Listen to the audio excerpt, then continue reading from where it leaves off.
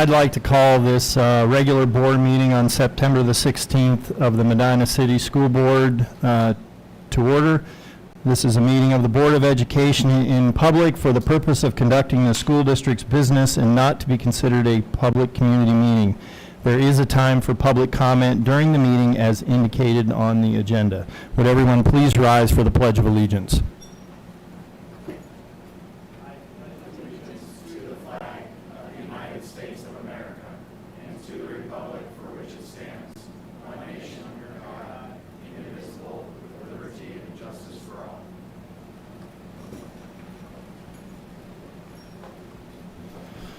Mr. Chambers, would you mind calling roll, please? Mr. Nichols? Ms. Parkhurst? Here. Ms. Pritchard? Here. Ms. Moore? Here. Mr. West? Here. Thank you. I would entertain a motion for the approval of the rescheduled regular meeting minutes of August the 19th. Do I hear a motion? I make a motion to approve the minutes. Thank you. Do I hear a second? Anybody? I'll second. Any questions or comments on the minutes from August the 19th? Anybody? Hearing none. Mr. Chambers, if you please. Ms. Moore? Aye. Ms. Parkhurst? Aye. Ms. Pritchard? Aye. Mr. West? Yes. Thank you. Any modifications, additions, removals to the agenda? I'll make a motion to approve the consent agenda. Thank you. Do I hear a second? I'll second. Any questions or comments, anybody? No? Mr. Chambers? Ms. Pritchard? Aye. Ms. Moore? Aye. Ms. Parkhurst? Aye. Mr. West? Yes. Thank you. Next up is informational and discussion items. Mr. Sable.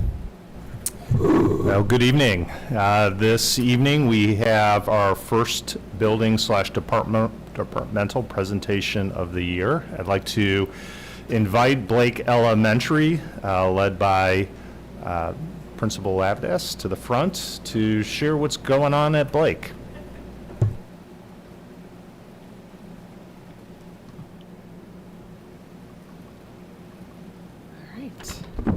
Thank you very much. I have brought one of my reading intervention teachers, Janine Liston, to help co-present today.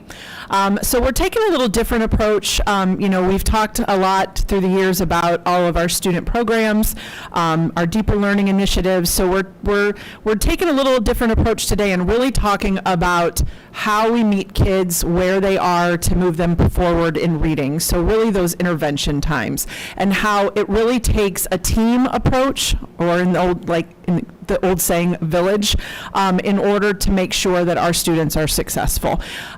So Julie Phillips was also part of this, but she was unable to come tonight. She's another one of our reading intervention teachers. So, oh, I don't like how that looks. Looked better on my screen. So we are a Title I building. So we have reading intervention with title students who qualify for title. In grades K through 5, we have 4 sections of each grade level, except for kindergarten and 5th grade. Those are 3 sections. And we have approximately 475 students at Blake. So this team approach to reading improvement, it's not just the classroom teacher who is responsible for ensuring that students make progress in reading. It's also not just the reading intervention teachers, because we have 2 of them and lots of students with need. And it's impossible for the 2 of them to be able to meet the needs of all those students. So it really does take a team of individuals at Blake in order to make sure that our students are successful in making growth in reading. So at least 3 or 4 days per week, we strive for 4, but sometimes schedules don't allow for it. All students, whether they're struggling readers or whether they are advanced readers, are sorted into groups for a 30-minute intervention block, which we call WIN, which is what I need. Teachers are analyzing reading assessment data every 6 weeks to regroup students. So just because a student might be in a group, they're not stuck in that group. From the old days when there would be red birds and blue birds, it's not that. So they are in a group working on skills that they need to improve upon. And then every 6 weeks, we're looking at new assessment data and then making those shifts, moving students through those groups. Students may move down into a group. Maybe we're finding that they need to review more basic skills, or they might move up, and our goal is to move them up. Data is usually collected about every 2 weeks. So by the time we're looking at reviewing data, we have about 3 sets of data to look at. We meet primarily with grade levels during our TBT time. And what we do is Julie and I work really hard to collect the benchmark data at the beginning of the year, mid-year, and towards the end of the year to monitor the health of our Tier 1, to make sure that we're using our core curriculum unit assessments and that we're helping. Last year we dove into a new language arts curriculum and making sure that those were being implemented and they were effective. So our Tier 2 kiddos, 2 to 3 times a year, we discuss intervention assignments based on their benchmark screening and diagnostic data. And what we do is we take a deep dive at those kids to make sure that they are moving appropriately. What can we tweak? What can we do? Are interventions working? And then when we meet with those teachers to monitor those kids every 6 weeks, we are able to keep a close hand and close track of the kids and where their need is and what we can do to better make a better impact and a bigger impact so that they can make the growth that they need. So through our team approach, students are provided with just right interventions. So reading interventionists, special ed teachers, general education teachers, sometimes we have our speech pathologists push into a group and do some language skills, and paraprofessionals. We make these interventions completely tiered exactly where these kids need to be. So if we have a second grader that doesn't know their letters, we're working specifically on that skill deficit to move them so that they're able to make the right growth and do exactly what we need to do piece by piece, and not just throwing them into a group where they're expected to read at grade level. And the paraprofessionals, when we're able to provide a paraprofessional, if they're already working with a classroom or a group of students, they're able to do a lot of drill and practice. So they're not doing new instruction, but they're able to help students practice skills if they just need to review the information a few more times. Intervention specialists are integral in collaborating with the team to talk about, because they aren't pulling all of their students during that 30-minute block. There are students on IEPs that are still in the classroom that need to have work also at their level. So they will collaborate with the team on things that those students can also work on when they're not seeing an intervention specialist. And if speech is not pushing in or working with students, they're also collaborating to provide language interventions for students who have that. So all of the people that are involved with students have some sort of input and can give ideas and interventions to work through this 30-minute block. So we implemented a walk to intervention model. So what that means is during our win time, no new skills are being taught. The grade level stops, and everybody kind of moves throughout the grade band with where they need to go. So if you have a group of kindergartners that are learning their letters, they all move to where they're going to target that.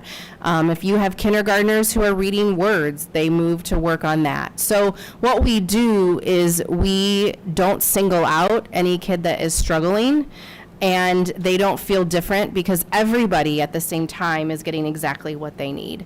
And what this allows is that for the grade level to come together, and it doesn't just become my kid, it's everybody's kid. And then everybody is invested in making that child move and grow the best way that they can grow.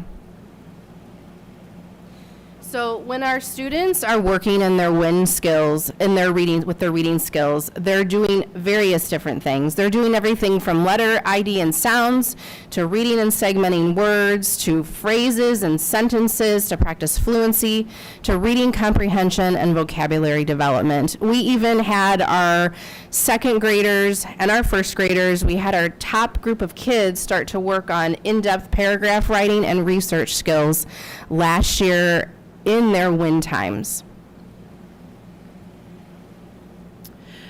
Is this me? I think so. Okay. So through this, we do want a gradual release of responsibility, because it is a lot for a classroom teacher to really understand and be able to analyze all of this data, because it is a lot. We have spreadsheets of multiple forms of assessment data that we're looking at all of the time and trying to make sense of multiple assessments and move kids where they need to be. So in the fall, our reading intervention teachers really take control of that. They follow the flow chart. They group the students for the teachers using those benchmark assessments and talk through it with the teachers so they understand how this process works. Then in the winter, the teachers are gathering the data and the reading intervention teachers are still grouping, but with support from the teachers. So it becomes more of a we do kind of model where we're doing it together. And then in the spring, really we are putting the teachers really take control of understanding where students need to be. And last year when we did this, the conversations at our team meetings were phenomenal, because in the beginning of the year, there wasn't a lot of teacher input. They were just kind of taking what the reading intervention teachers gave them and going with it. By the spring, we wouldn't have even hit that 6-week mark, and teachers were saying, I don't think this student is in the right group. They know this, this, and this, and they need to move over here. So those conversations were really becoming more initiated by the classroom teachers more so than some of the specialists. Is there anything you would add? Okay. So because of this, last year we saw a lot of phenomenal results. We had the highest gains in third grade writing that we've ever seen at Blake from fall to spring Ohio State testing. The average writing score in the spring was 5 points out of 10. Now I know you're thinking that's only 50%, but this is a rubric that goes 3 through 12 or 3 through 8. I can't remember. The expectation for elementary students is that they will score about 3 to 4 points. Like, that's really good for an elementary student to score 3 or 4 points out of 10. And our third graders by the spring were averaging 5. Because we were able to really hone in during that intervention time, and all of the levels, even the students that were still struggling with basic foundational skills, they were finding opportunities to improve their writing and give them opportunities to write, and it really paid off. In kindergarten last year, at the beginning of the year in August, we had 1% of our kindergarten students at the grade level expectation for knowing letter sounds. By the end of the year, more than 85% were at that grade level expectation. And then by April, we had 13 kindergarten students working on reading comprehension, not just reading words, but understanding and being able to answer high level comprehension questions. First grade, in January, we had one group of first graders working on those high-level reading comprehension and writing skills. So we had 19 students.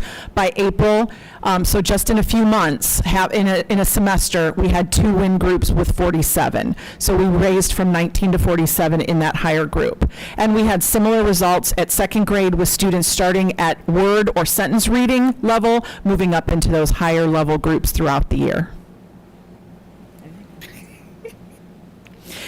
So in conclusion, it does take a whole team to meet students where they are and move them towards achieving those academic goals. It's not something that reading intervention can do by themselves, or intervention specialists by themselves, or classroom teachers by themselves. It really does take a whole village. And so collaborating as that team, analyzing the data and student work together, and identifying those best interventions together has helped our students make those great gains throughout the year.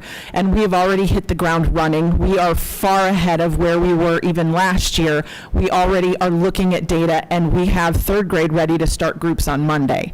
So we are learning as we go and just excited about the results that we have seen.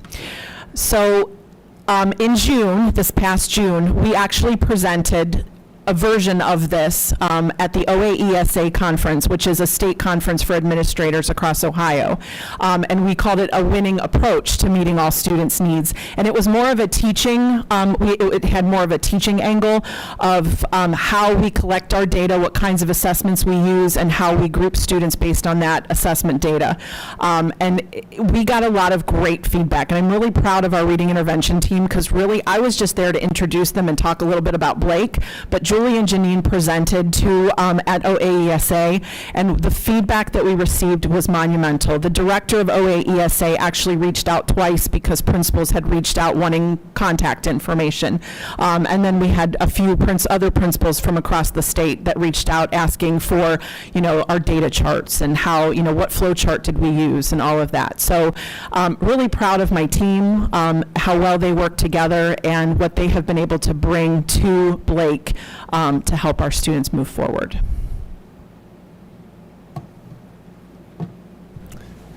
Thank you. I appreciate the presentation tonight on reading and to hear how outstanding Blake students are achieving.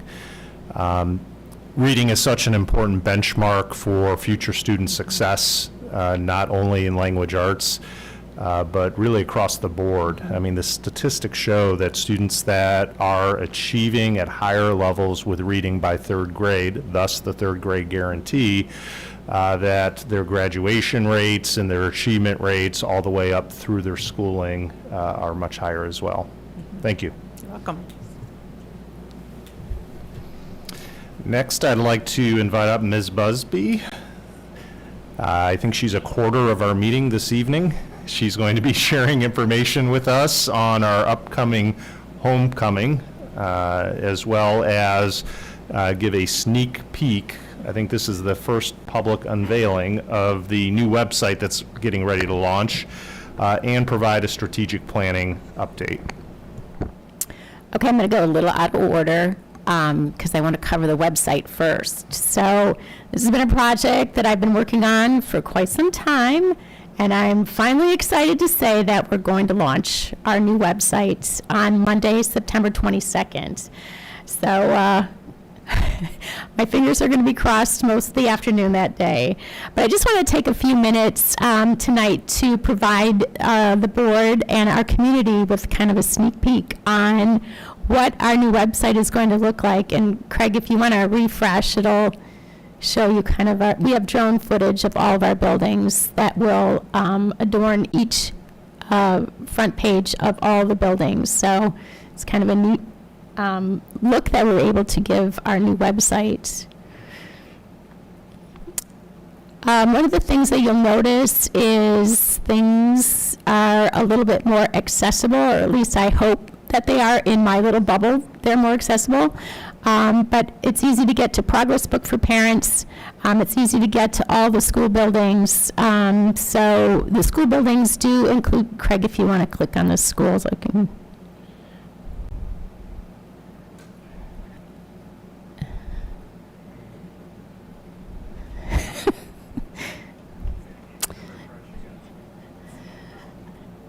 It's loading.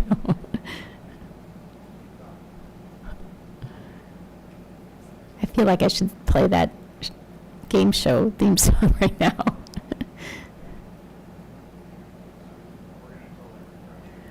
Okay.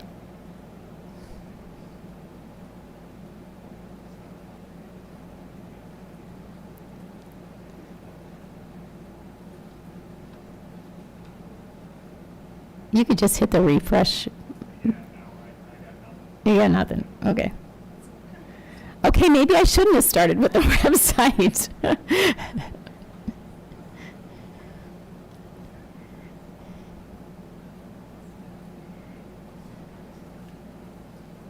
Anyway, if you use the drop-down box for the schools, you'll see all of them. And this time around, Helping Hands Preschool has their own website, as well as the Evolve Academy.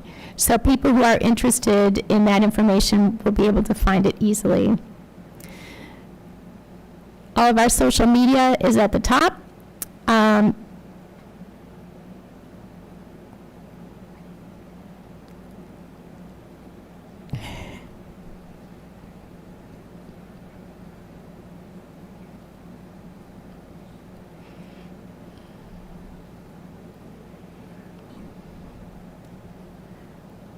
Okay, there we go. Thank you, Craig. So if you scroll down, Craig, you can show them all the buildings that are there. So all the information is available. If you click on our district, Craig, it'll show the superintendent's office, assistant superintendent, the Board of Education, and all of the departments throughout the district, up to and including the Performing Arts Center, Medina TV, and the foundation.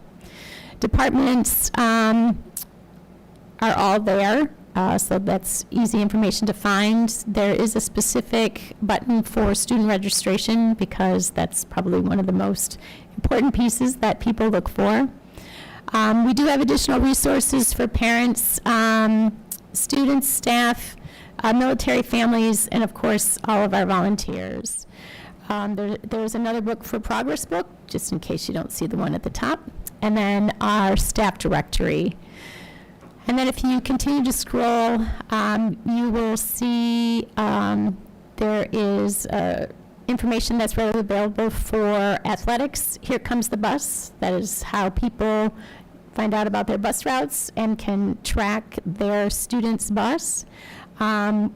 This is new. We've included information on our HR for employment, forms, menu, the Safe School helpline, which we need to have readily available, volunteer information, and then again, student registration. So a few spots that have duplicate information, but people look where they look, and hopefully it makes it easy to find. This is what the calendar on all of the web pages will look like. So it is big, bold, and information. We're able to add additional information about events, more than just the time and where it's located. So hopefully that will provide our community with additional information. And if you keep scrolling. We added this based on some feedback that people wanted to have access to all the building calendars in one central location. So they no longer have to go to their building webpage to see what's happening in their building. So this is going to mimic the calendar that's on their individual web pages. And then news and announcement information. So ironically enough, it's the two other things that I'm talking about. I also wanted to give you a quick peek at, the portrait of a bee. Forgot about that. So that's front and center. And then we have some statistical numbers to kind of give a quick snapshot of what Medina City Schools is all about. And if you want to click on Northrop's web page for me, Craig, just to give people an idea of what the building pages will look like.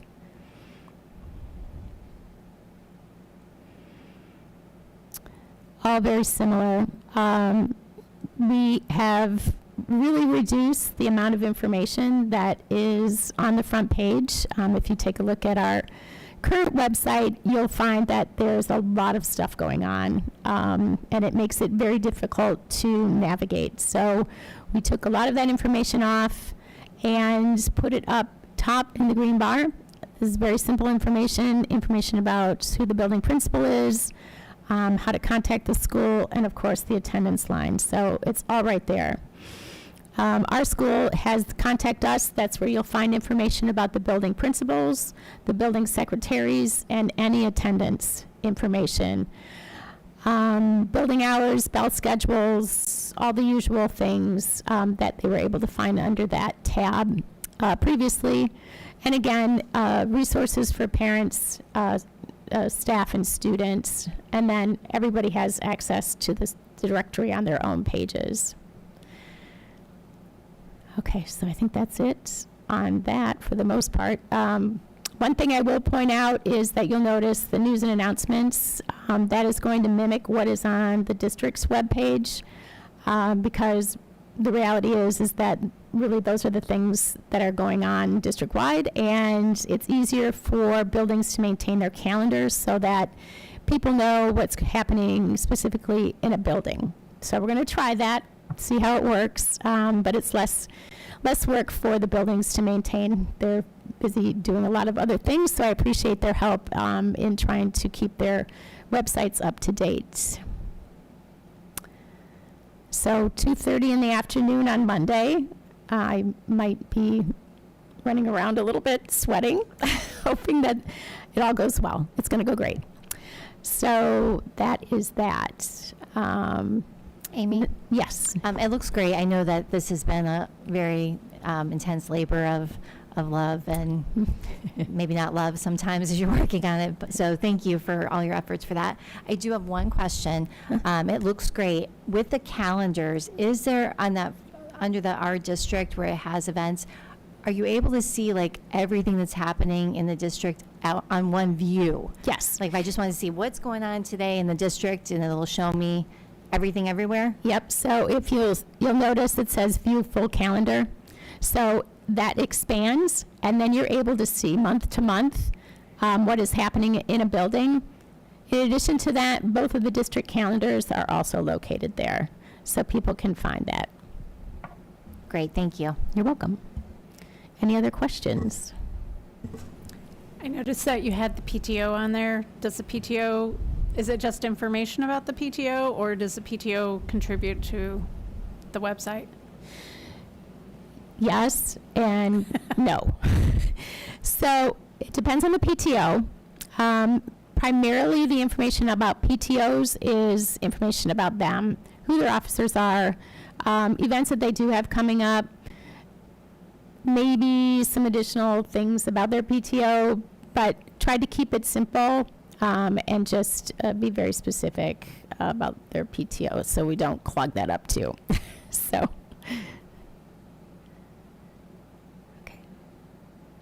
If there's nothing else, I will hop to homecoming.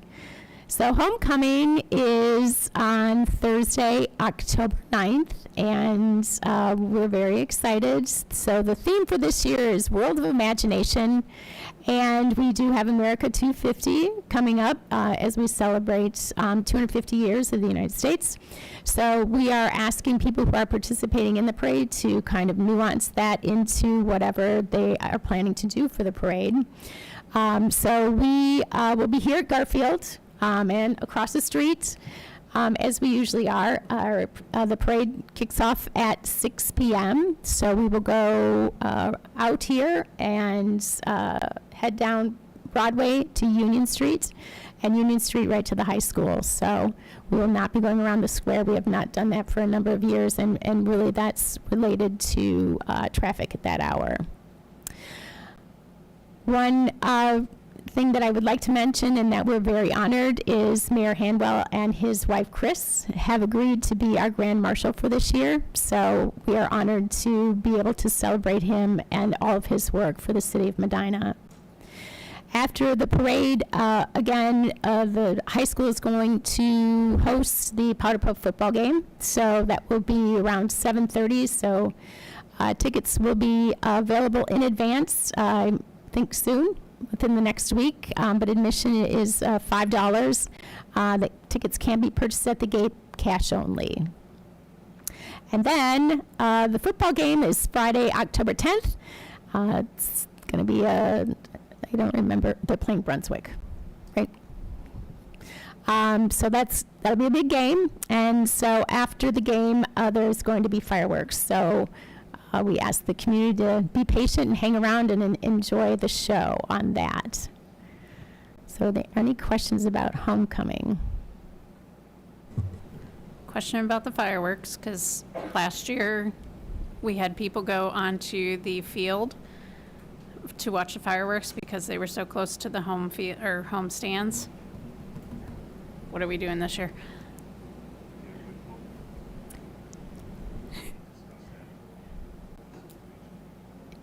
Yeah. I just know that's going to be a question that's going to come up, so. Yeah, there'll be additional information coming out about homecoming within the next couple weeks. And then we have already started our strategic planning process, and I've already met with our district administrators and our building administrators and have gone through a SWOT analysis. We've also done this with you, the Board of Education, in the same process. And we recently also did the SWOT analysis with the Board Curriculum Committee. So it was a small group, but a mighty group, so we were grateful to get their feedback. We have started staff focus groups as of today. We'll be meeting with students at the high school and the middle schools starting tomorrow and going into the first part of October. But our community voices are very important, and so we are going to host community focus groups. There are going to be 2 that are in person. The first one is going to be on September 24th from 5:30 till about 7, and that's going to be at the Medina High School in the Media Center. And then the other in-person opportunity is October 2nd, same time, same place. You do not have to attend both meetings, but we'd certainly appreciate and like your feedback at either one. For those that cannot attend in person, we're also offering a virtual option, which is going to be September 25th, 5:30 to 7. In order to attend that virtual meeting, we are requesting that people register for that. That information is located on our website. So our goal is to complete this process by the end of the calendar year and have drafted the strategic plan to provide the board at the end of the year and end of the calendar year. Any questions on that? Thank you. I wonder, will we have information like in the papers, newspapers, to let people who are not parents, who are community members, know that they are welcome and encouraged to participate as well? Yes, there's already been one press release that's gone out about it, but certainly I plan to do more than that. In addition, during our last strategic planning process, we did keep a list of people that participated, so the plan is to reach out to them to see if they'd be interested in participating in some form again this time. Okay, thank you. Becky, it was in Medina Weekly last week, so it's been out. Does that go to the townships also, or just to the city? Everywhere? Okay.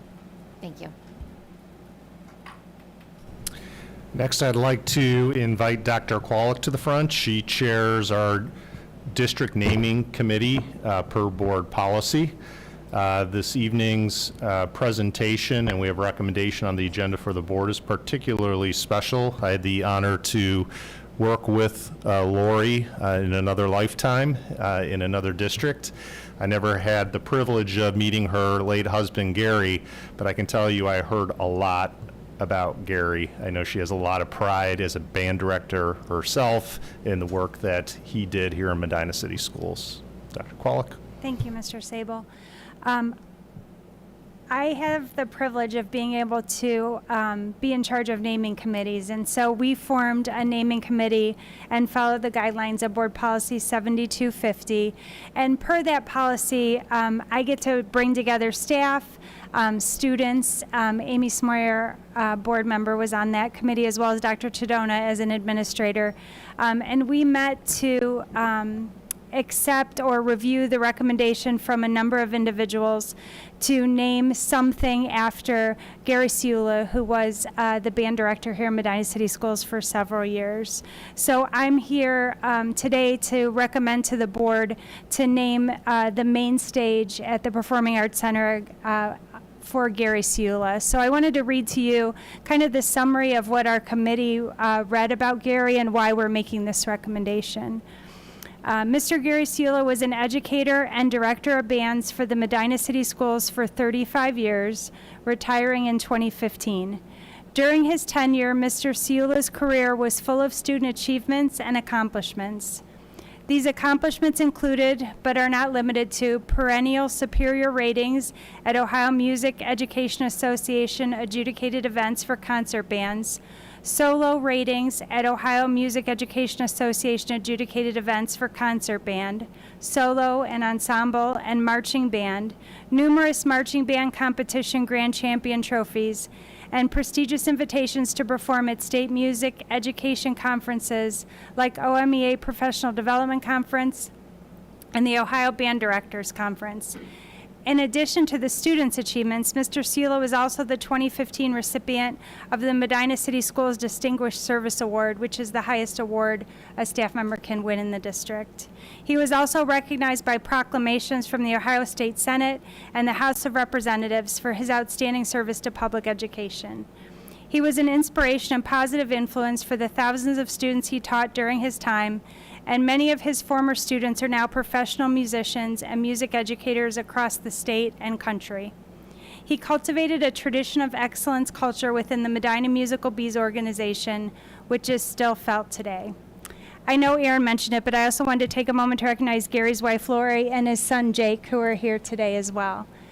So you'll see it on the agenda later, but I think everyone on the committee, including Jason Locker, the current band director, we're honored to be able to present this to you tonight. And if the board does approve this, as the board's familiar with, we would have a ceremony and a naming later on for the public as well.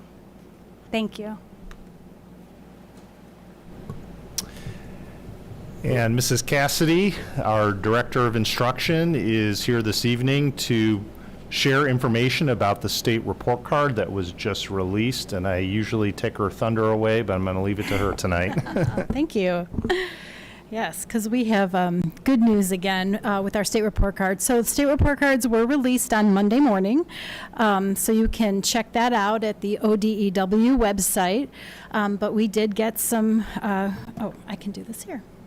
I did want to let you know that the report card components, these are all the things that we're graded on every year. So achievement, progress, gap closing, graduation, early literacy, and this year, for the first time, college, career, workforce, and military readiness. So that was a new component rating that went into effect this year. If you do have a copy of this, which I will put on my new website page, if you click on report card, that will take you right to the ODE website. If you click on ODE resource guide, it will take you to how to read the report card. Every component is weighted differently, but achievement and progress are the two most heavily weighted at 25%, and the rest are weighted at 12.5%. So just to give you an idea of what the ratings mean. So overall, Medina City Schools again scored 4.5 stars, which is really exciting, which puts us in the top 25% of the state. And I did put a distribution graph on the side so that you could see 47 districts out of, I believe, 609 or 607 or something like that, scored 5 stars, and 95 scored 4.5 stars, which does put us in the top 25%. So that was really great news. We're really proud of our staff and our students for all that hard work. Achievement is based on OST test scores. It's based on not necessarily if students pass or not, but on the level that they pass at. So the higher level that they pass at, the more scores, the higher our score is. And you can see that 4 stars here means that we exceed state standards. So we're pretty pleased with that. Progress again was at 4 stars, and progress is how much kids grow. So from one year to the next, they keep track of what they expect if kids scored here in math, what they expect, where they expect kids to score in 4th grade in math. So they do a calculation to figure that out. And again, we scored 4 stars, which is significant evidence that we have exceeded student growth expectations.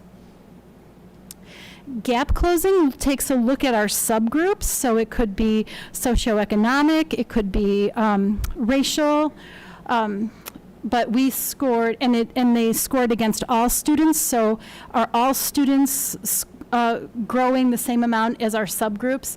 And we are exceeding state standards and closing or significantly exceeding state standards and closing our educational gaps. So our subgroups are doing very well. Yeah, and I would say I think this is one of the most important measurements of the state report card because it shows the amount that students are learning. Yep. And Eldora's presentation was a wonderful example of why our students exceed state standards. Graduation, so if we have a graduation rate greater or equal to 96%, so ours is, I believe, I don't know if Lisa knows off the top of her head, but I want to say it was 98 or 99% this year, significantly exceeds state standards in graduation. Early literacy, we have received 3 stars in early literacy for the past couple years. However, incrementally, we're improving every single year. So in order to receive 4 stars, you have to get a score on early literacy of 78 to 88. This year, we were at 77.5.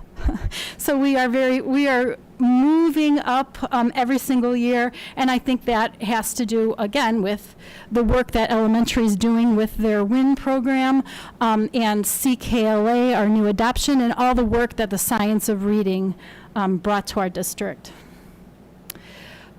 College and career, workforce, and military readiness. Again, this was brand new this year. We did score 3 stars, which means we meet state standards in post-secondary readiness rates. And these are all the ways that we can earn points for this component. Yeah, and I just wanted to add to this as well. This new component has some real issues with how accurately it is measuring districts' achievement in these areas. You all know we're members of the Alliance, and we as an executive committee had reached out to the state last year when they were getting to roll this out to provide them a cautionary information that we didn't believe this was going to be an accurate representation. I just got an email today from the Alliance that of districts in the Alliance, which are all the highest performing districts in the state, the majority of districts earned a 3 or a 4. I'm not sure any earned a 5, maybe one district. So you can see that's not an accurate representation of what's really happening in those districts. And our executive committee already has a meeting set up with the state in a couple of weeks to discuss this so that we can hopefully come to some resolutions with the next report card that more accurately displays the information. Yeah.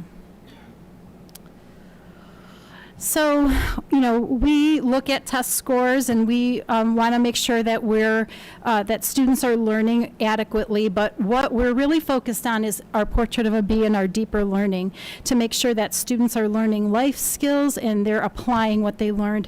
We aren't just doing test prep. So we are proud of our report card. However, we know that the most important work we do is right here with our portrait of a bee. Any questions on the state report card for me? I have one. Yeah. For the kids that go to the Career Center, I saw that they got a 5. And in your last category that you talked about, Aaron, where if they're our student and they have, where do they fit? I mean, do they just stay with the Career Center, or do they get to come over to our rating too also? No, I think those students are scored at the Career Center. Okay. Yep, and that's a conversation that Tina and I just had this afternoon because districts that offer compacts, which means they're partnering with other districts for their career programming and doing it in-house with each school providing a different program, they are benefiting. So they're at an advantage in terms of earning marks in this category. And they're also scored differently, so their report card has different components than ours. Yeah. Any other questions? Great. And next thing up, you stay right up there, Yeah. Tina, and Dr. Kwolek's going to join you. We do have 2 out-of-state professional development opportunities that I've asked Tina and Chris to provide some further information on. Yeah. So in the past, we have had some members of our district attend the Battelle conferences, and those are national conferences. And that has been the bulk of our deeper learning work since we started with our Portrait of a Graduate. This year, Battelle has actually merged with the American Association of School Administrators, so AASA is what that's called. And they're a national organization. They also have a national conference. And as we were looking at their national conference, we were struck by how closely it aligns with what we're trying to do here and how many sessions are offered. There are like so many in every category. There's sessions on deeper learning and preparing students for careers, on technology use. Some of the sessions that we particularly thought sounded interesting, taking PBL to a new level, and transforming classrooms into innovation hubs. We had some career sessions called building career pathways through community partnerships and transforming futures through industry partnerships. So they talk about internships and micro-credentials, strong business connections, and these are all things that we're trying to do. And so we thought it would be very interesting to try a new conference this year, so that was something that we were hoping to do. And again, as any professional development that we attend, we return with the best ideas and try to implement them in our district. So. Any questions about that? Thank you. And then I just wanted to share, the Pupil Service Department is working really hard on the Branching Minds work with students with MTSS. So that's our multi-tiered systems of support. So interventions for students.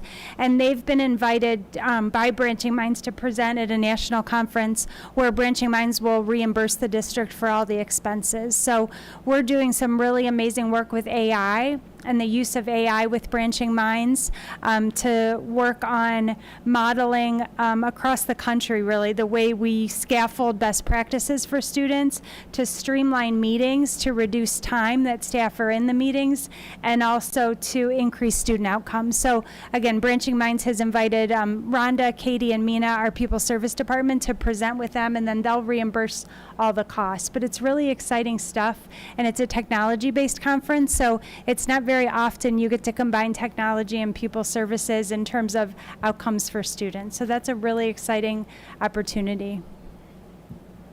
And Chris, why don't you just stay up there and present for your finance. That's a committee you want. Finance, Dave, you ready? Or the policy committee. Policy committee, this is a quick one. We did not meet, but I just got a huge packet of policies that came through, so we will be meeting. And not probably the November board meeting, we'll have a whole new set. So we got a little bit of a hiatus, but we'll be back with a lot to present for everyone. Any other, you want me to present finance? What else can I do? I'll let someone else come up. I'll save you a walk, though, Tina. Our curriculum committee, you already heard about the strategic planning process from Amy, and we took the district curriculum committee through that strategic planning process, and that was that meeting, a week ago or so. Ryan?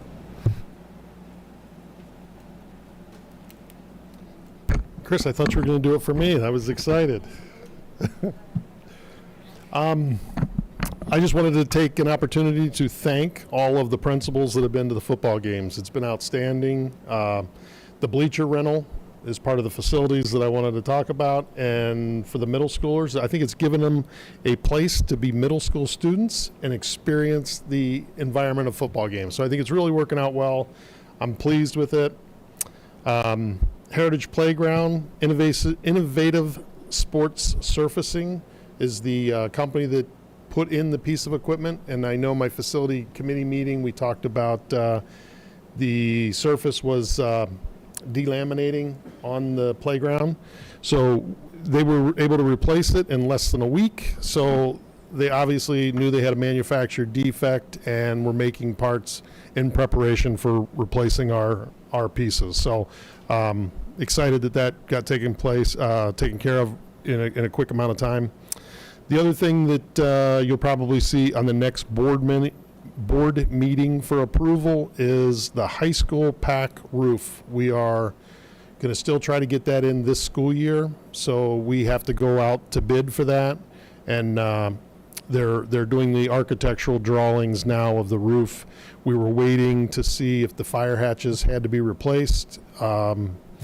Unfortunately, they do, so we're going to see what kind of impact that has on that job and whether or not we can get it done this school year. Any questions? Thank you. Great, and that wraps up my section this evening. Mr. Chambers, you're up.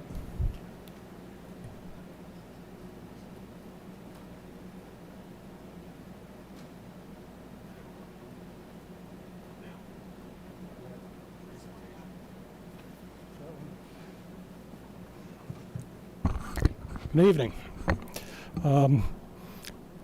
Pertaining to the Finance Committee, Chris was about right. We didn't have a Finance Committee meeting. It is this Thursday, so she was right on with that.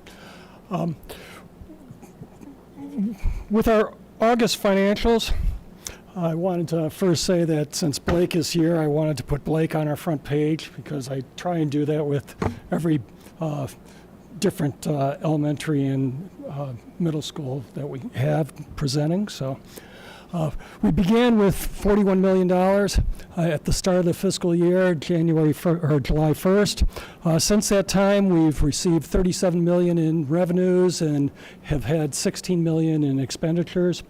And our ending balance of August is $57 million. I actually took a look at this morning, and my hair sort of grew, 5 inches at that time because it said $957 million. So I had to make an exception here and rewrite the entire thing for us. So with our revenues, we had $37 million, and this represents 36% of our total revenues compared to our forecast. Our real property is at $33 million. This is basically 25% greater than what we had last year. And because last year at this time we were still looking at a levy to be passed, so that's the reason that it's 25% above. And then our state revenues, our state foundation, it's roughly 2% above last year where we were at $3.18 million. And just so if you look at those numbers, $3 million as compared to $37 million, you could tell the state, yes, they give us money. Yes, we're grateful for the money. I'll leave it at that. So. Expenditures. Our total expenditures so far for the year are $16 million. Our personal services, which are our salaries for our employees, are 4.8% above last year at this time at $10 million. And our benefits, $4 million. This is up 10.9%. The reason for being up so much is we had a premium increase at the beginning of July. All other expenditures are up as compared to last year, up various amounts in our supplies and purchase services, and that so far we spent $2.6 million. Our investments are up. We're up $9,000 as compared to last year at this time. We've so far brought in $391,000. Now, anytime we're talking about our investments, this is an offset of any property taxes that we have, so it extends the property tax that is out there. So if you're looking at our investments and saying, that's a lot of money, yes, it's extending the property tax so that we could live a month longer or a half year longer.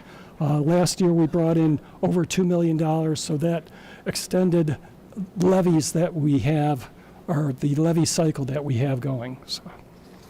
And finally, our forecasted funds. We're in the blue right now. You can see July we were up above 225 days. August we're up above 200 days. What we're projecting is that by come December, January, we may be up to 125 days, maybe, depending on how the expenditures go for the year. And you could see the cycle for the year itself. by December, January, we're at our lowest point in the cycle. We start getting new collections of property taxes in February, our last collections in March. So that's why you see this levy cycle here. And then again, if you want any financial information, you could find it on our webpage. I know Amy just went through the webpage, and I looked at our site, and boy, it looks good. So let me get back to our levy cycle here, because I'm going to go out of order here. My next presentation was going to be about appropriations, but I'll go out of order here a little bit. And that's because the five-year forecast is going to be presented to the board next month in October. This is a month earlier than the last, I believe it's been 5 years. Before that, it was supposed to be in October. However, the following year, it's going to be in August. And the reason it's going to be in August is because our famous legislators made this change. They want to have the forecast out earlier so that the county auditors, county budget commission could look at that forecast and use that forecast to determine if the district is, one, needing millage, or two, having to cut millage for the next calendar year, starting in January. Now, the thing about a August forecast is most school districts will not receive tax advances until August. And final advances won't come until September. And then the settlements won't come until September or October. So you really don't have any idea about where you are when you have to submit the forecast in August. Now, the next forecast that comes out will be in February. Again, that's early, because it was a November and a May forecast. Now it's going to be October and February and then August. So with February, you're looking at just over half a year of revenue and expenditures out there. And you're projecting the next 4 years, because there's no longer a 5-year forecast as of October. There's no longer a 5-year forecast, but you're using 6 months of revenue and 6 months of expenditures to project out 4 years now. So it's making treasurers, making school districts rely more on what happened in the past than what's occurring in the present. So just wanted to point that out to you. And finally, I know Amy doesn't like me standing up here while I'm going to do this. We have our final permanent appropriations that are on the agenda. The permanent appropriations, there's only 5 funds that are going to be increased from the temporary appropriations. The general fund, the 018 Public School Support Fund, the 019 Other Grants Fund, the 200 Student Managed Account or Student Managed Activity Funds, and the 300 District Managed Activity Funds. Now, those all are increasing a total of around $450,000. $320,000 is going to the general fund, and that's to going from $89,300,000 to $89,600,000. The rest are very minor: $67,500, $15,000, and $30,000. So just wanted you to know there wasn't a whole lot different between your last temporary appropriation and the permanent appropriation that we're going to be presenting today. Any questions? Thank you very much.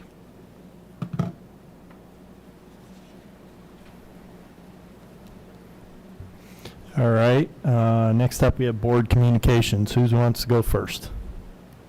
You want to go first, Jeannie? You go first, Jeannie. Okay, I attended the Family Fun Day at Ray Mellett Park that Reverend Wilson organized for the 3rd straight year. A nice turnout. Attended the girls' volleyball match and also the high school open house, which were the same night. freshman football game versus Hoover. It was a great game. Hoover won 8-6, but it still was a very good game.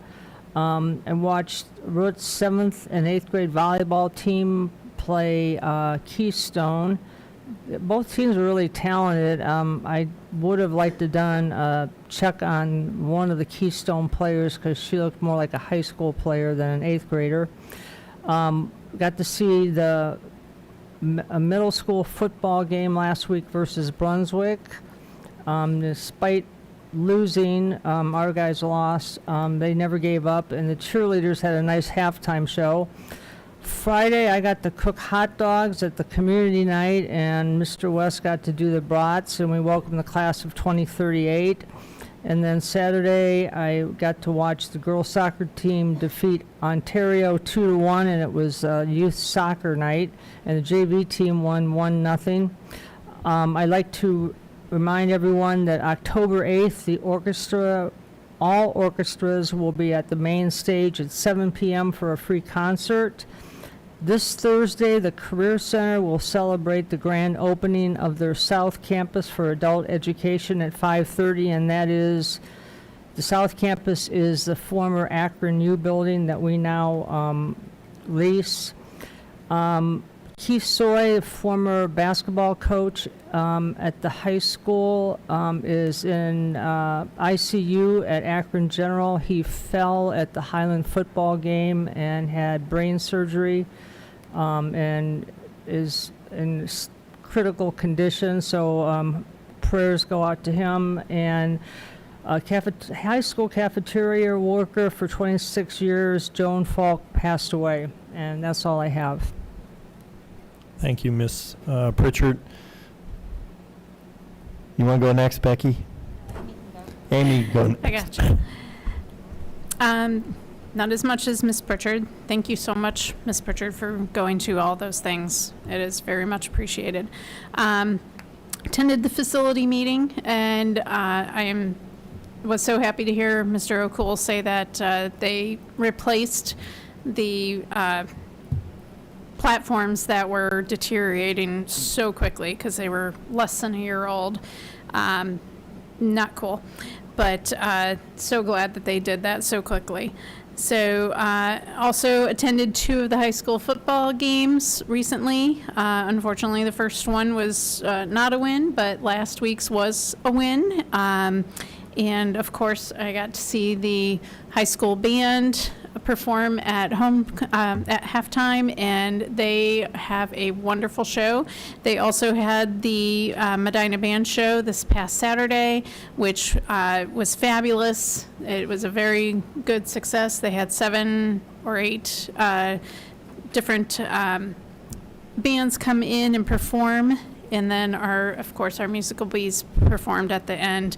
The show that they are doing this year is called "This Is Not the Sci-Fi Show You Are Looking For."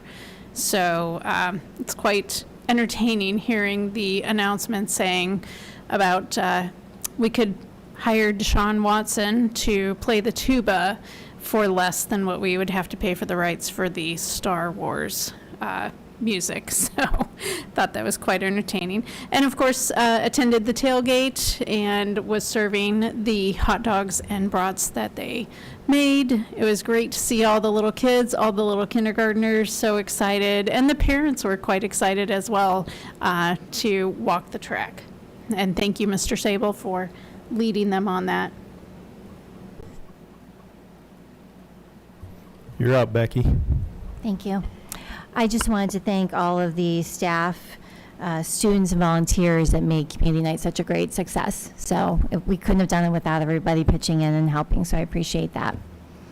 And Mrs. Busby for coordinating it all, so thank you.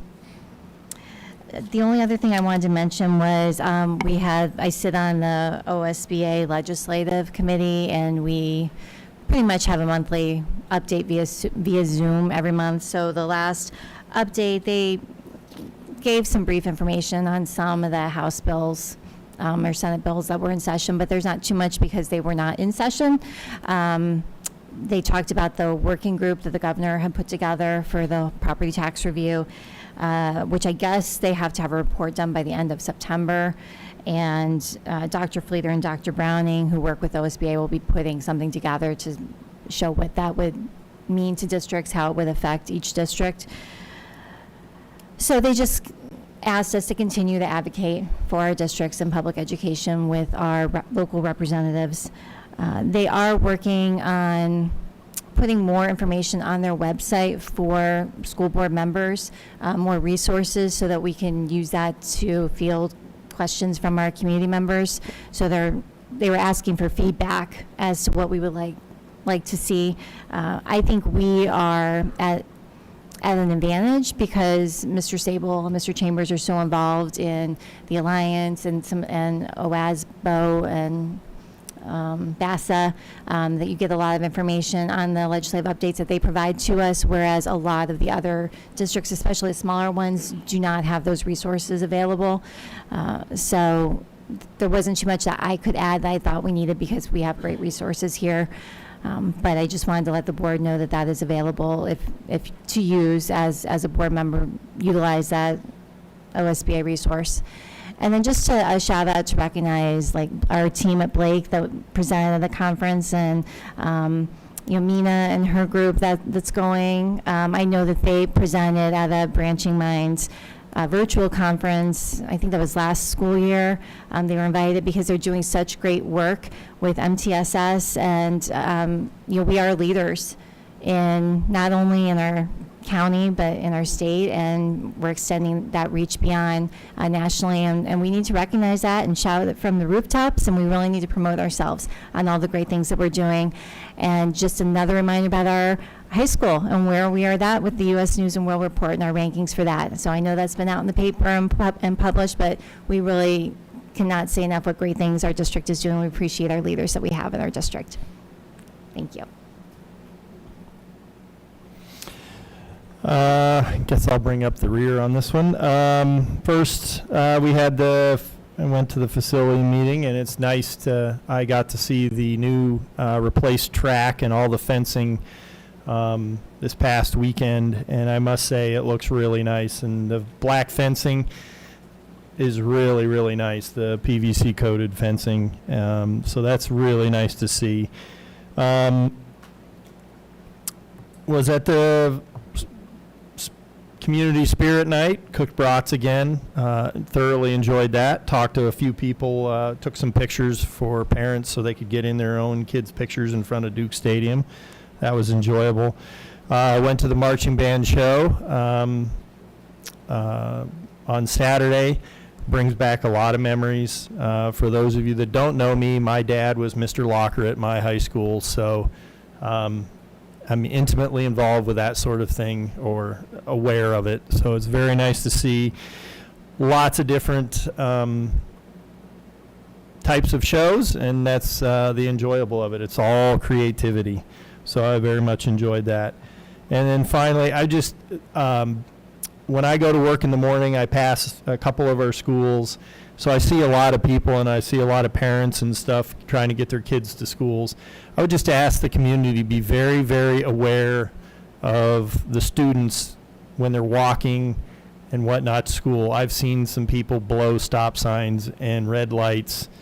I've seen semi-trucks blow red lights, and slow down, let the kids get to school. They are not necessarily looking where they should be, but we should be watching out for them. So I would just ask our community, keep your head on a swivel, watch for our students and our children in our district. And that's all I have. Next up is public comment. Do we have anything? No public comment, so we will just move on to Treasurer Action Items G. Mr. Chambers. Yes, if it pleases the board, have item number 1, Treasurer's Financial Reports. It's recommended that the Board of Education approve the August 25 Treasurer Financial Report. Item number 2, Permanent Appropriations for 25-26. It is recommended that the Board of Education approve the following permanent appropriations for the fiscal year 25-26. I would entertain a motion on Treasurer's Action Items G1, the Treasurer's Financial Reports, and G2, the Permanent Appropriations for 2025-2026. Do I hear a motion? I'll make a motion. Thank you. Do I hear a second from anybody? I'll second. Thank you. Are there any questions or comments from anybody? Hearing none, Mr. Chambers? Ms. Parkhurst, Aye. Ms. Smar, Aye. Ms. Pritchard, Aye. Mr. West. Yes. Thank you. Mr. Sable, action items for the superintendent. Number one, it is recommended that the Board of Education accept the following donations. A few of these I would like to point out. The generous $1,500 donation from the Kiwanis Club to support the Hope Squad and the student organization Hope Squad and their important initiatives throughout the school year. Also, the large donation of $900 worth of items of school supplies from the Prince of Peace Church. Also want to point out the large donation of approximately $2,400 to the Medina County SPCA from Student Council. These are the funds that are raised by the seniors for the painted parking spots outside of Ken Duke's stadium. Each year they take a vote of where they want those raised dollars to go to, and this year they selected the SPCA. Number two, it is recommended that the Board of Education approve the second reading and adoption of the following policies, and these were on for first reading last month. Number three, it is recommended that the Board of Education approve the agreements that students placed at Evolve Academy will be provided educational services by the Medina City Schools for the following school districts. I do anticipate, I'm guessing, that we will get more of these as we move through the school year, but I do appreciate that staff's hard work in order to develop those collaborations. Number four, it is recommended that the Board of Education approve the memorandums of understanding that students placed at the Medina County Juvenile Detention Center will be provided educational services by the Medina City Schools for the following districts during the 25-26 school year. This is on the board agenda every year at this time. We are the fiscal agents. We operate the school. These are our employees at the Juvenile Detention Center, and we are reimbursed by the other districts in the county. Number five, it is recommended that the Board of Education approve the Medina City School District's plan for the identification and service of children who are gifted. We are required to do this annually as well. I think that legislation went into place approximately 3 years ago, so this is the third year that we are approving this. I do think it's important to point out that the gifted services that we offer are well beyond the state requirements, and we are able to continue to do that because of the community's decision to support our levy last school year. So these are the kinds of services that we're able to continue to have in place because of our community's support, and we're very appreciative of that. Number six, it is recommended that the Board of Education approve staff members to attend the following conferences in order to network, share ideas, promote innovation, and learn from education leaders across the country, as presented by Dr. Kwolek and Mrs. Cassidy. Number seven is field trips. It's recommended that the Board of Education approve the following overnight field trips in compliance with Policy 2340. And we have two trips abroad on here. I do have to say I would be personally very interested in both of these trips. They look interesting. They are both for 2027. The one trip to Dublin, London, Paris is still to be determined. We purposely put these on the agenda for board approval early because these trips happening is dependent upon students and families being interested in participating because they pay for the trips. We don't as a district, so they don't want to promote them until the board has approved it. Number 8, it is recommended that the Board of Education approve Science Olympiad as a district-sponsored club in Medina City Schools. And I think Becky emailed me about this over the weekend and said, I thought they were already a club. Chris approached me, I think last week sometime, and I said, I thought they were already a club. They have had a strong presence in our district across buildings for my tenure here in the district, so definitely appropriate to make this recommendation. And number 9 is recommended that the Board of Education approve the following personnel recommendations pending completion of all required paperwork by our Director of Human Resources, Mr. Shields. I want to point out on here that there is a recommendation that the Board of Education approve the substitute school counselor pay rate for the Master's Plus 30 step of the salary schedule effective September 2nd, 2025. And we did at a recent board meeting, the board had approved other substitute increases, so that falls in line with this. There's also a sad one on here for me, and I know Ryan O'Cole for sure, but Brenda Arthur has submitted her resignation for purposes of retirement at the end of the school year. I'm appreciative to Brenda that she presented this so early in the school year because I don't anticipate this is going to be an easy position to fill, but Brenda does an absolutely outstanding job leading our transportation department. I just had a meeting with her today, and the way that she works with our parents over very difficult situations, you know, when you're talking about transporting young children, and is able to listen and work with our parents in order to come up with the best resolutions while at the same time trying to manage the overall routes. Thank you. I'll make a motion to approve the superintendent's action items. Thank you. I'll Do I hear- second. Thank you. Any questions or comments from Yeah, anybody? I have a Go ahead. question. Is Science Olympiad then going to be district-wide, a district-wide club? Yeah, currently, I believe it's offered at our middle schools and our high school, and we have a few elementary buildings that offer it as well. As a former science teacher, I'd love to see it offered district-wide. That's dependent upon student interest, though, especially down at the elementary level, as well as having somebody who is energized to lead that organization. And then I have a second question.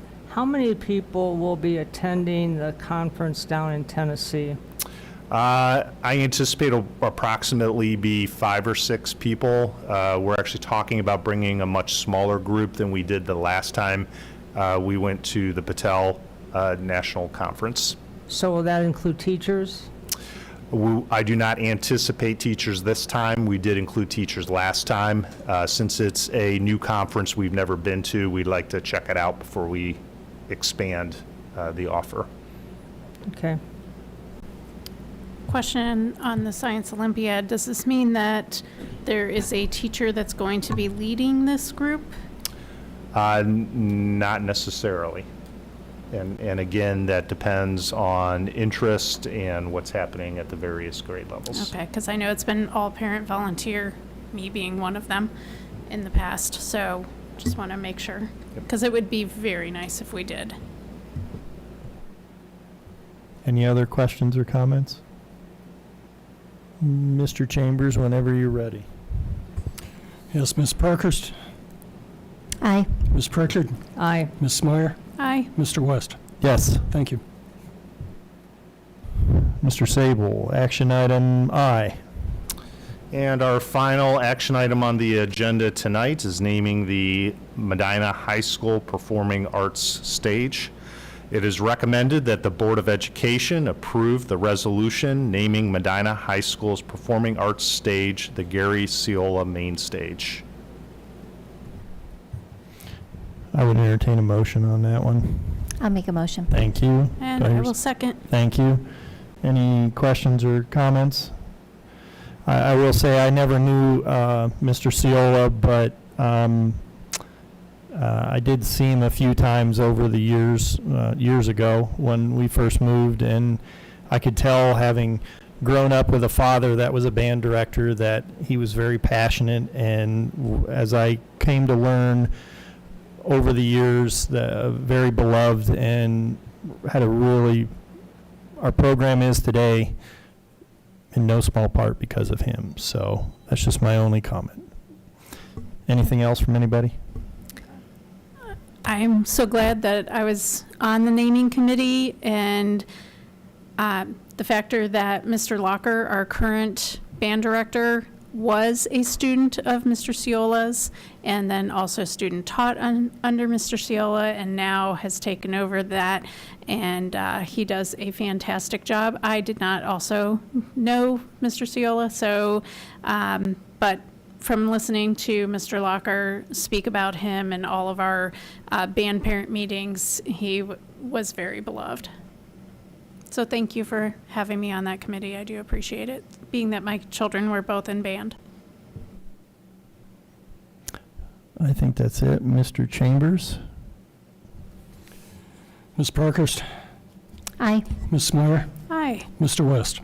Yes. Thank you. And last thing up for the night is we will be moving into executive session. We will not be doing, there will be no action taken afterwards.